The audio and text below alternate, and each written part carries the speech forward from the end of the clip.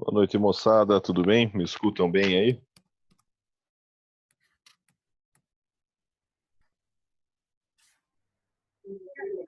Boa noite, estou ouvindo bem. Beleza. Então, tá. Mais uns segundos aí pro resto da galera entrar aqui.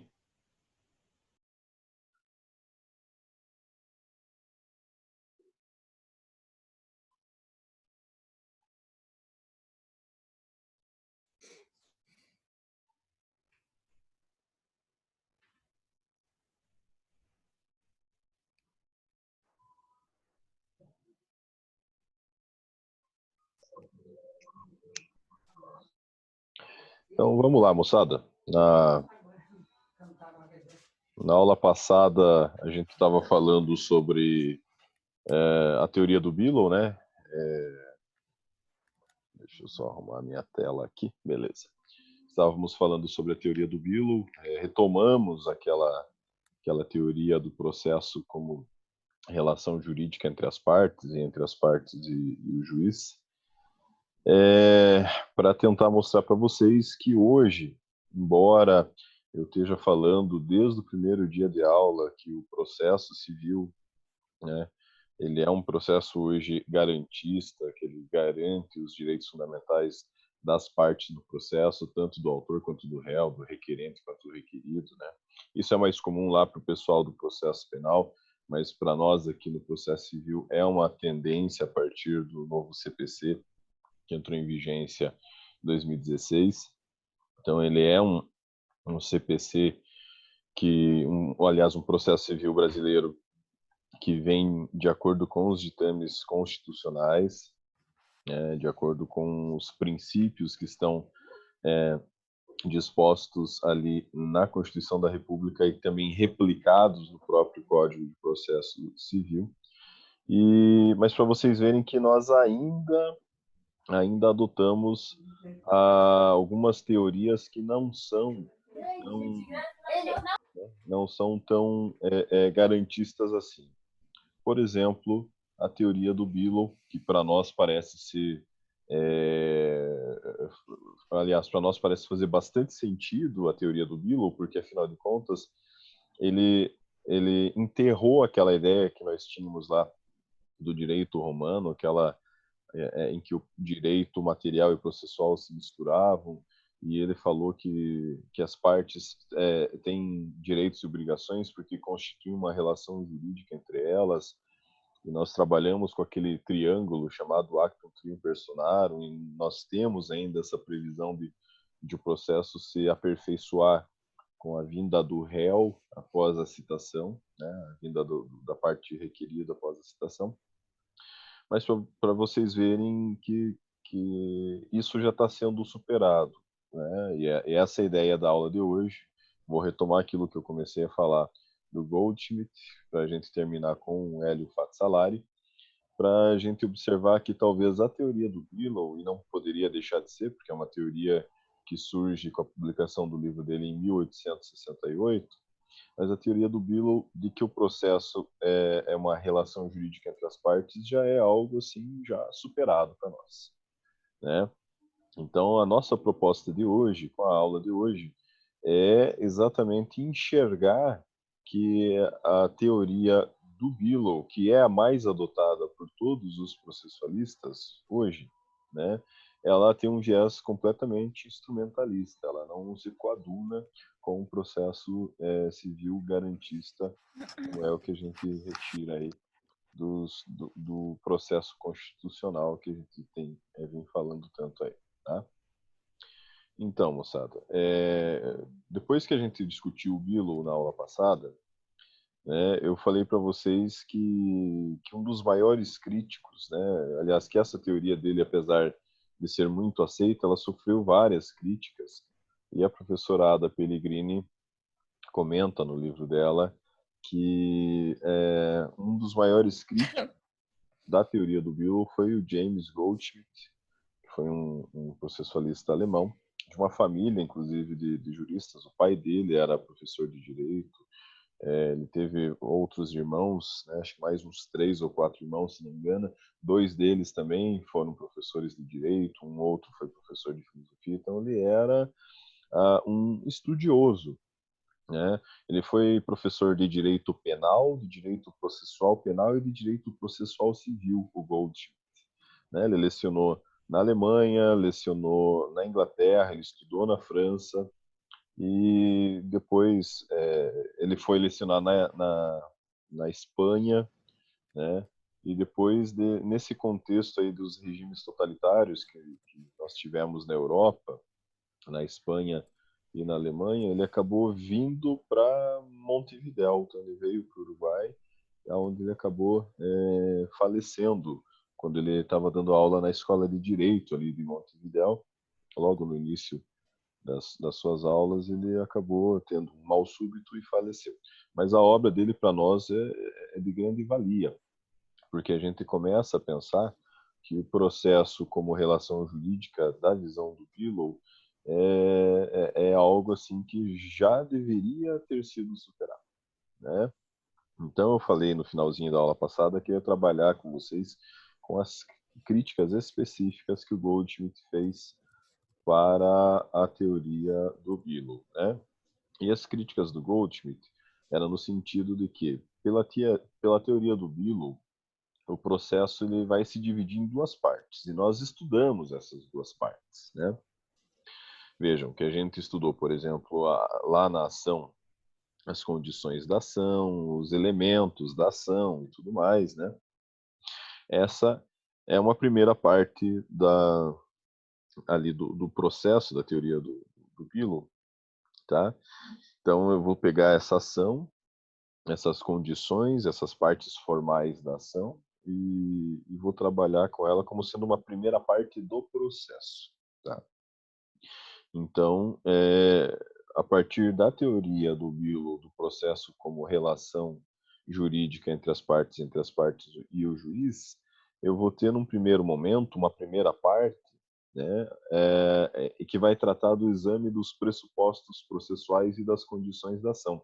E vejam que isso é uma obrigação, né? Eu tenho a obrigação de preencher esses requisitos, né, das condições da ação, dos pressupostos processuais e tudo mais, para que o juiz consiga aceitar a minha petição inicial, determinar a citação do réu e dar início a um processo. Então, de fato, isso está dentro daquela teoria de direitos e obrigações na relação jurídica, né?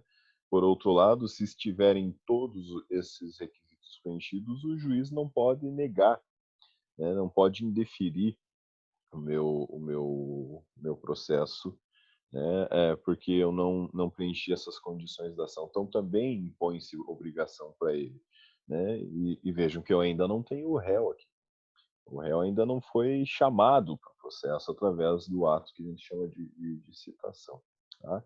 Como eu não tenho o réu, vejam que eu só tenho o autor e o juiz num primeiro momento, mas já existe obrigação entre eles, né? Já existe obrigações recíprocas entre o autor e entre o juiz. O autor tem que preencher esses requisitos dessa primeira parte do processo, que são as condições da ação, os elementos da ação, os pressupostos processuais, e o juiz tem a obrigação de aceitar essa petição se ela tiver com os requisitos preenchidos. E daí volta para aquela discussão da nossa questão lá, porque num primeiro momento parece que pela teoria do Billow o processo é uma relação entre as partes e o juiz, mas não, pode ser entre uma das partes e o juiz, somente entre as partes, somente entre o autor e o juiz, somente entre o autor e o réu, somente entre o juiz e o réu, tá? É entre as partes entre si, entre elas e o juiz, tá? Que fique claro, tanto que eu já tenho direitos e obrigações mesmo sem o réu fazer parte do processo. E nisso é uma primeira crítica que o Goldschmidt faz, quer dizer, como é que eu vou dividir o processo em dois, né? Vou analisar 2 partes do processo, parece que não tem muita lógica, mas é isso que a gente faz e ainda faz hoje, tá? A segunda parte, então, a primeira parte, portanto, é o exame dessas condições da ação, dos elementos da ação, dos pressupostos processuais, que a gente já viu quando estudou a ação no final do bimestre passado. A segunda parte é que o juiz tem obrigações no processo, né? Eu vou lutar a segunda parte, a segunda crítica, né? A primeira crítica era essa, de dividir o processo em duas partes. A primeira, condições da ação, pressupostos processuais. A segunda, o mérito. O que é o mérito? O mérito é a discussão propriamente dita da minha lide, onde o juiz vai analisar quem tem razão, quem não tem, vai verificar as provas que estão sendo produzidas no processo, né? E ao final, ele, colhidas e produzidas essas provas, ele vai proferir uma sentença que nós chamamos sentença de mérito. O que é uma sentença de mérito? Uma sentença que enfrenta o problema. Ela analisa o problema proposto pelo autor na petição inicial e vai dar uma solução no final. Isso é uma sentença de mérito, tá? Então essa seria a segunda parte, né? Dividir em duas, condições da ação e mérito. É uma crítica que o James Goldschmidt vai fazer ao Bilow. Tá? Uma segunda crítica que o Bilow sofre, né, que a teoria do Bilow sofre por parte da teoria do Goldschmidt, é que o juiz tem obrigações no processo. E assim como também tem o autor, e assim como também tem o réu, né? Sim, se o Bilow fala que o processo é uma relação jurídica que impõe direitos e obrigações entre as partes e o juiz tem obrigações, sim, tá? Mas a questão é que para nós, partes, por exemplo, eu que sou autor ou eu que sou réu, né, se eu não cumprir com a minha obrigação, eu vou ter algumas consequências. Por exemplo, se eu não preencher as condições da ação, né, que é uma obrigação minha, o juiz vai indeferir a petição inicial. Se eu não produzir as provas, por exemplo, que é outra obrigação minha, que eu tenho na segunda parte, né, nessa divisão que o Bilow faz, se eu não produzir as provas que vão, que devem dar conta do que eu estou alegando, por exemplo, se eu falo que eu sofri uma queda, que eu sofri um acidente de trânsito, eu vou ter que juntar o boletim de ocorrência, que vai comprovar que eu sofri um acidente de trânsito, né, aonde foram as autoridades de trânsito, fizeram o croquis, verificaram que talvez a parte requerida passou o sinal vermelho, atravessou uma preferencial. Então, vejam, tudo isso eu tenho que juntar no processo como prova do que eu estou alegando. Para toda alegação que eu faço no processo, eu tenho que ter uma prova, né? O juiz só vai poder analisar o que eu estou falando através das provas que eu vou produzir. Isso é uma obrigação minha, né? Na verdade, é uma obrigação que a gente vai dar uma relativizada, que vai falar que é um ônus, né? É um ônus. Mas tem uma consequência, por exemplo. Se eu não arco com essa obrigação, que mais para frente vão chamar de ônus, existe diferença, mas enfim, se eu não arco com essa obrigação, o juiz vai julgar improcedente, né? Vai julgar improcedente. Então, normal, eu tenho obrigações no processo como autor. E eu tenho obrigações no processo como réu, que quando eu sou chamado a compor a lide no polo passivo, na condição de réu, eu tenho que rebater todas as alegações do autor sob pena de serem reputadas como verdadeiras. Quer dizer, esse é um ônus que a gente chama, que é o ônus da impugnação específica do réu que tem na contestação. Ou seja, tudo que o autor fala, eu tenho que desmentir. Senão, se eu não falar que isso é mentira, ou que é um equívoco, ou isso, aquilo, presume-se que eu estou aceitando o que o autor falou, e que, portanto, isso daí é uma questão já resolvida, não vai precisar nem produzir prova sobre isso num segundo momento. Então, eu, como réu, tenho também essas obrigações. Se eu entro com uma ação, eu tenho a obrigação, se eu não sou beneficiário de justiça gratuita, eu tenho que recolher as custas iniciais, as custas de distribuição, as custas do oficial de justiça, dependendo da ação, né, as custas iniciais do cartório. Então, também é uma obrigação. Se eu não recolho, o juiz vai extinguir o processo, né? E o réu também tem esses ônus, essas obrigações de produção de provas. Vou só dar um exemplo para vocês. Eu tenho num determinado momento do processo, eu sou intimado para especificar as provas que eu vou produzir e arrolar as testemunhas. Se eu não o faço, acontece aquilo que nós chamamos de preclusão, ou seja, é a perda de um direito processual, né, em razão do decurso do tempo. Quer dizer, eu deixei transcorrer o tempo previsto para eu fazer esse ato processual, não arrolei as testemunhas, depois não posso mais. É uma consequência. Então, eu tenho consequências que são como se fossem pequenas penalidades, assim, no processo, né? E o James Goldsmith, ele vai falar que, tá, na visão do Bill, o juiz também tem essas obrigações, tá? Mas não existem essas sanções, essas penalidades pelo descumprimento delas por parte do juiz. Então, como que eu vou estabelecer uma relação jurídica processual entre as partes e o juiz em pé de igualdade? A relação jurídica vai presumir que nós temos uma relação de equilíbrio. Se eu só tenho sanções às partes ou para as partes, eu não tenho sanções para o juiz. Se o juiz tem que proferir uma sentença, por exemplo, em tantos dias e não o faz, qual é a sanção para ele? Nenhuma, né? Nenhuma. É mais ou menos nesse sentido que o James Goldsmith vai criticando a teoria do Bill. Quer dizer, porra, cara, você traz o juiz para cá, coloca ele junto com as partes na condição de sujeitos do processo que têm direitos e obrigações, mas você só dá sanções para o autor e para o réu e para o juiz não. É exatamente isso. O juiz não sofre qualquer sanção por descumprir as suas obrigações processuais, né? Cito um exemplo para vocês, que talvez eu já tenha falado, mas certa vez no juizado especial de Jaguariaíva, eu estava fazendo a defesa de uma requerida, uma reclamada lá no juizado, quer dizer, uma ação de indenização, inclusive, movida por um político da cidade, era um vereador de Jaguariaíva, contra uma jornalista que era minha cliente, e foi para a sentença.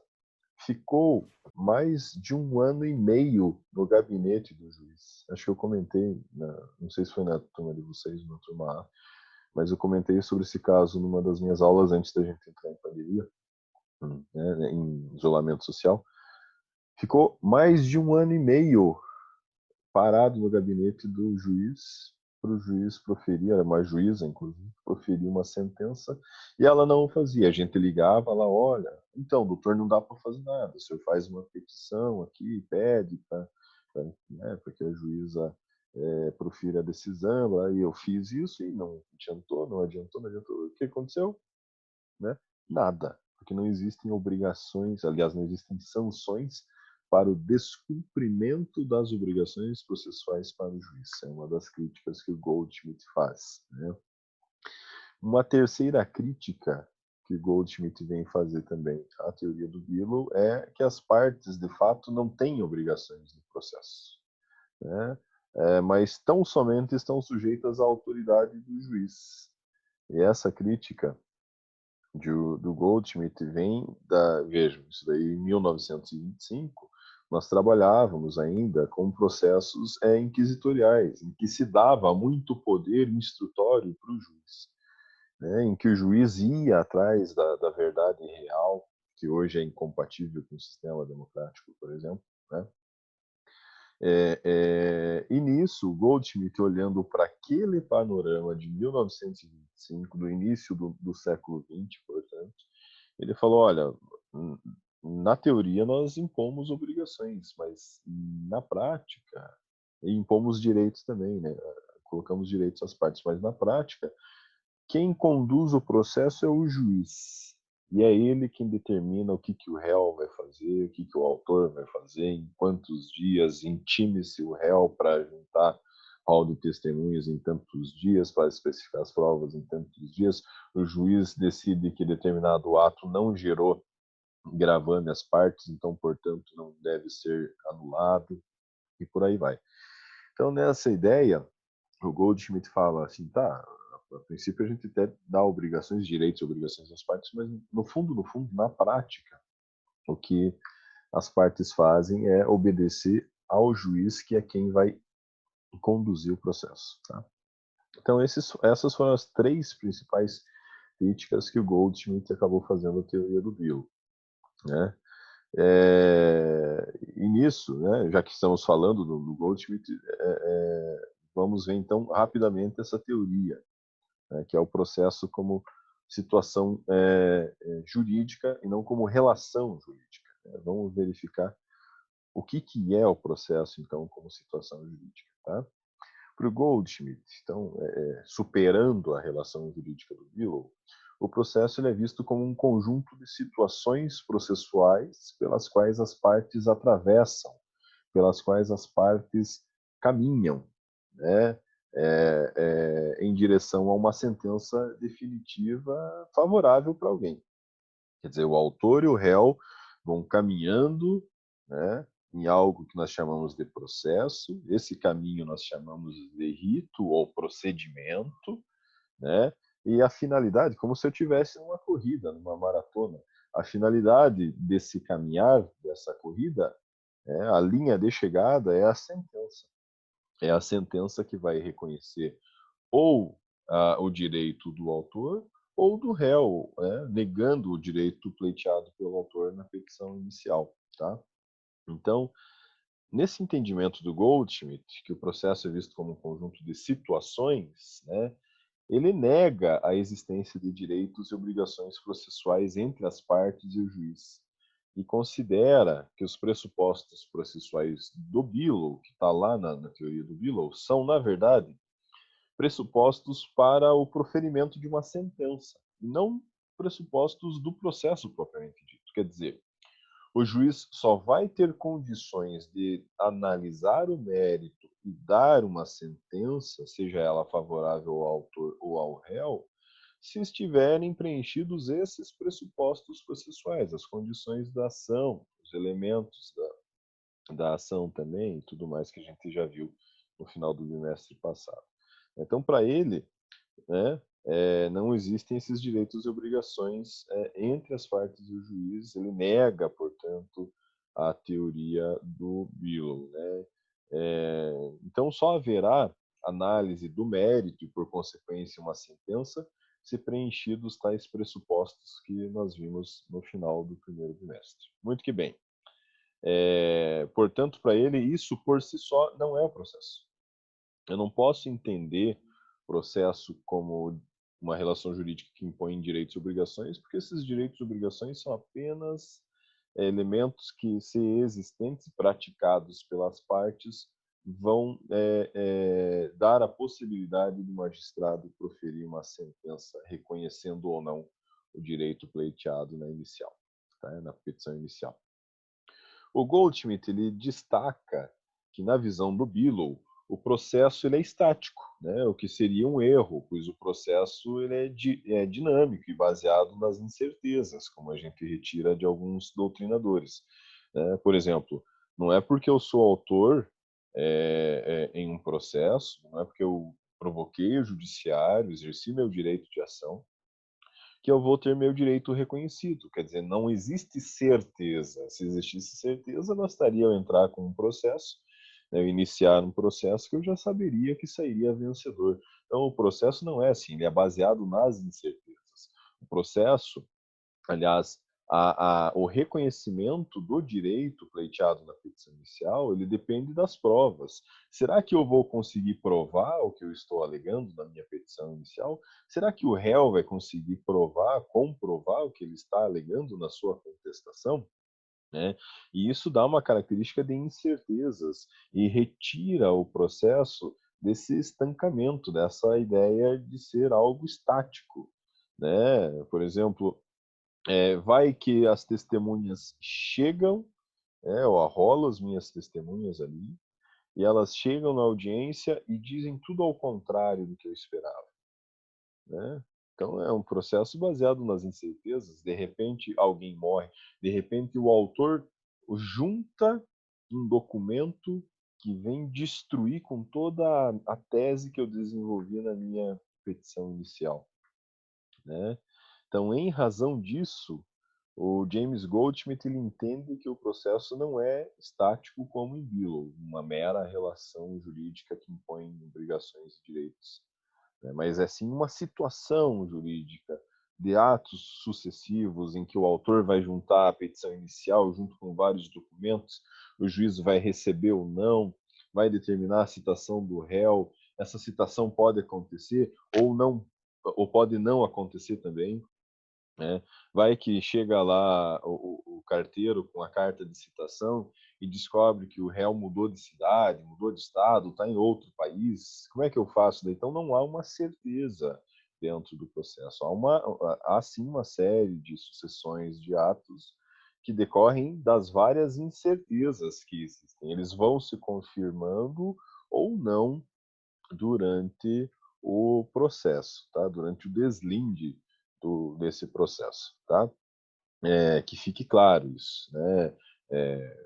Eu não posso conceber certeza nessa relação jurídica, né? Vai que a perícia, por exemplo, aponta alguma coisa contrária ao que eu entendia, né? Eu entro com a ação, entendo que, por exemplo, falo que o réu furou a preferencial e bateu no meu veículo, estou pleiteando os danos materiais, lucros cessantes, por exemplo, porque eu era um entregador, utilizava a minha moto para fazer essas entregas, mais os danos emergentes, o valor da moto e tudo mais, né?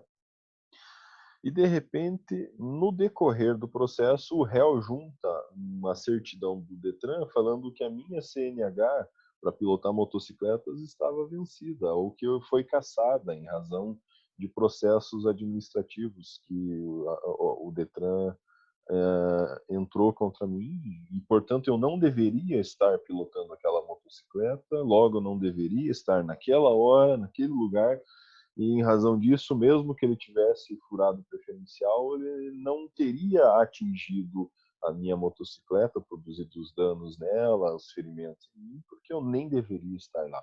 Então vejam como as coisas podem mudar no processo, né? As coisas podem mudar dependendo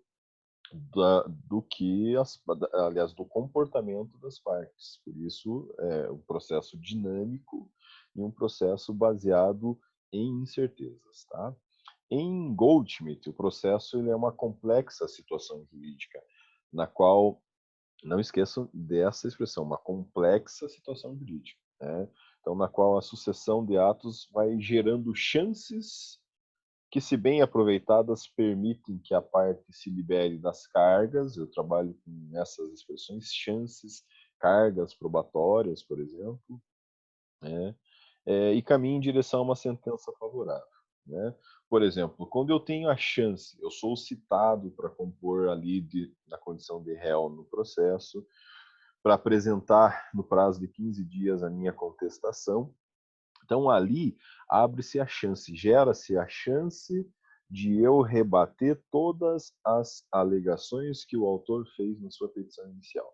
Se eu aproveitar bem essa chance que foi gerada, eu consigo rebater todas elas através de documentos, através de provas testemunhais, através de declarações, de certidões, enfim, né?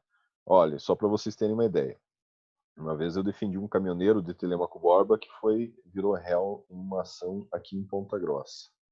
Porque, teoricamente, estourou um pneu do caminhão dele e os fragmentos do pneu, daquela carcaça de pneu, voou no para-brisa do carro do autor e teria trincado o para-brisa e alguns outros fragmentos teriam quebrado o para-choque, um pneu de caminhão. E o meu cliente foi citado e aí gerou essa chance para ele aproveitar e acabar caminhando para uma sentença que fosse favorável para ele. Eu, na condição de advogado dele, juntamos o disco do tacógrafo do caminhão que comprovou que no exato momento que aconteceu a colisão, segundo o autor, ele ainda estava no pedágio de Tibagi, indo aqui pela 376, né? Então vejam, se eu conseguir aproveitar essas chances, eu me libero das cargas, né? Eu me libero das cargas e a sentença vai ser favorável para mim, tá? E o mesmo acontece com o autor, porque também ele vai tendo várias chances no processo e se ele bem aproveitar essas chances, ele vai conseguir caminhar rumo a uma sentença que vai lhe ser favorável, tá? Nesse sentido que o Goldschmidt vai falar que esse processo, então, é uma complexa situação jurídica, que são várias chances que vão sendo geradas, que eu posso aproveitar bem ou não, o réu pode aproveitar bem ou não, e no final, né, e toda a atuação do réu e do autor, aliás, ela é baseada nas expectativas, é a expectativa de uma sentença que seja favorável, ou para o autor ou para o réu, tá?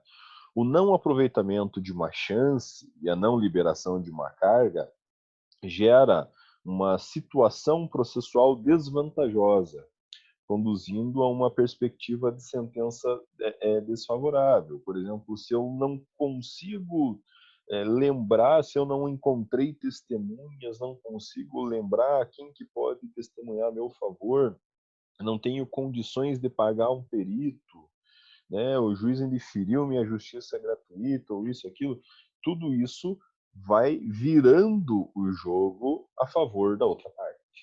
Então é isso que eu quero dizer com aproveitamento de chance e não liberação de carga, né? Por exemplo, se o réu não contesta a ação, não se libera da carga de se defender de todas as alegações, né? De todas as alegações que estão na petição inicial, as chances que o juiz defira e venha deferir o pedido do autor, né, proferir uma sentença reconhecendo o direito do autor, aumentam.